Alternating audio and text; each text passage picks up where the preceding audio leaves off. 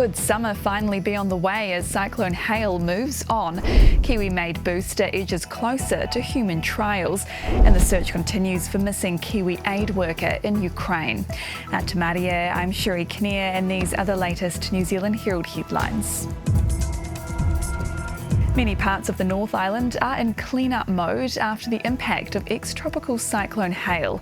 Gisborne and the Coromandel saw more than 350 millimetres of rain since the event began. Some households are still without power and are cut off given part of State Highway 35 is closed. But summer may finally be on the way. Wet weather in Auckland, Waikato, Coromandel and Bay of Plenty eased overnight. And Met Service says there's a high pressure system setting itself up overhead, hanging on over the weekend into early next week.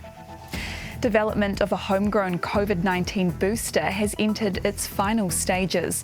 It's the result of nearly 3 years of groundwork by an association of experts from Vaccine Alliance Aotearoa New Zealand. It's progressing toward its first in-human clinical trial in New Zealand, planned for mid this year. Program Director Graham Legros says it's shown potential advantages over the Pfizer shot most Kiwis have received. Made one which could cover many of the different variants and be a sort of more broadly protective booster vaccine, which will be quite useful for the future. Meanwhile, not all New Zealanders are being urged to rush to get their second COVID booster. The Ministry of Health has confirmed 2 cases of subvariant Kraken were detected late last week. But the Immunisation Advisory Centre says people who are young, healthy and up to date with their vaccines don't need to join the queue for their 4th dose just yet. A nationwide shortage is seeing one New Zealand-based beverage manufacturer pay up to 17 times more for in-demand CO2.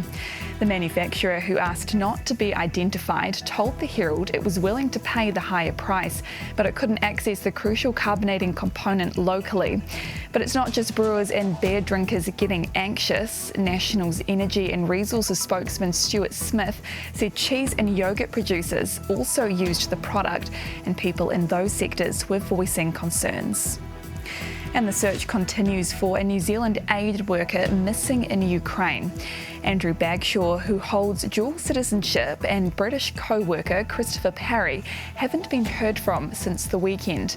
One body has been found carrying documentation belonging to both men.